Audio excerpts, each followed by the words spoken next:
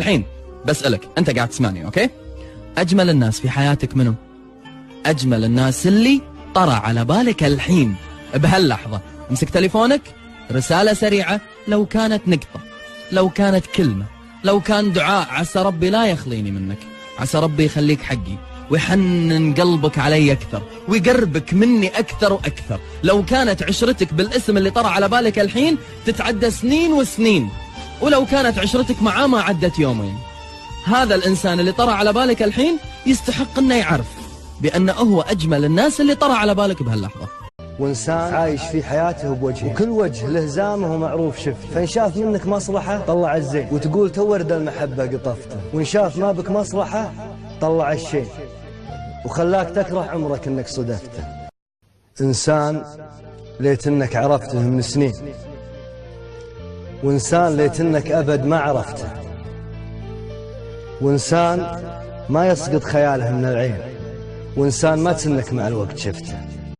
يلا تسخر لي عزيزين وقرون، اللي لجتهم صعبتي سهلوها، ولا تحد رجولي لجية الخوم، اللي لجتهم سهلتي صعبوها.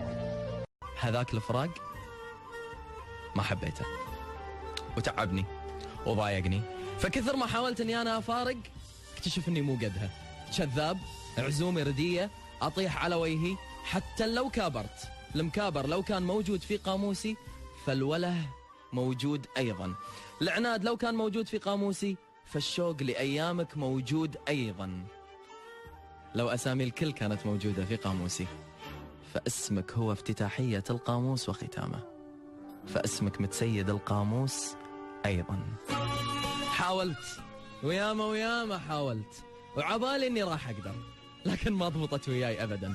ويشرفني ويسعدني أمام السادة المستمعين والمشاهدين أني أقول لو مهما حاولت أني أنا أفارقك، ولو مهما حاولت أني أجدم على هذه الخطوة ما راح أقدر. عيال تعال أقول لك، لأني أنا مستحيل أتجاهل بني آدم لما اكتملت شخصيته وعرف نفسه وهو وصل لأي مرحلة قام وشاف نفسه أعلى مني. لا واللي سواك، لا والله العظيم واللي خلقني وخلقك ما تطوف ولا تعدي.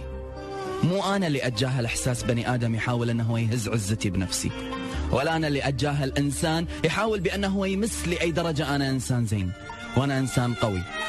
إياك والعبث بكرامتي، وإياك والتقليل من قدري، وإياك والمساس بعزتي، لأني والله إنيت وتكلمت بكامل ثقتي لا تقول عني أكثر إنسان مغرور بالدنيا ويحق لي أني أغتر بنفسي. تعبت على نفسي، بنيت شخصيتي، تعلمت كل الأمور اللي لازم أتعلمها، انطقيت بهذه الدنيا وانجرحت وبكيت، وأنا اللي وقفت على ريلي، ما حد علمني غيرك أنت اللي لولاي كان أنت مو. فإلى كل من يستمع، اليوم أنا إنسان بايع عقله ولا مهتم للمنطق ولا يطالع له درب. اليوم أنا إنسان مسلم دنيته كلها لقلبه، أتخذ كل قرار يخص هالقلب بهالقلب. أما العقل عفى الله عما سلف. وعودة للأمنية اللي تمنيتها بشكل سريع، اكتشفت أني قلت حق عقلي استريح وقلت حق قلبي انطق.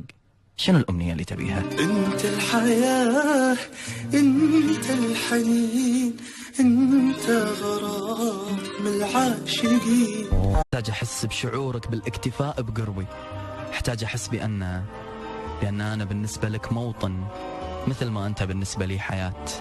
احتاج أعرف شو الدنيا في قرب هذاك القلب. احتاج أعرف شو الحياة إذا كان هو متواجد فيها.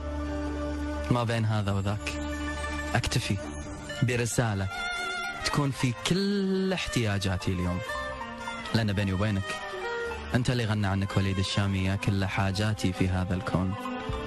إذا أنت كل حاجاتي فالرسالة منك إيه حاجة واحدة بس أنا محتاجها اليوم، ساعة خلني أقضيها بقربك، لأن فيها في كل دقيقة راح أعيش حياة مختلفة، في كل دقيقة راح أعيش إحساس مختلف. أول دقيقة راح أعيش حياة أني شفتك من بعد ما كنت غايب عني خلال الساعات اللي طافت. في الدقيقة الثانية أبي عيني تجيب عينك.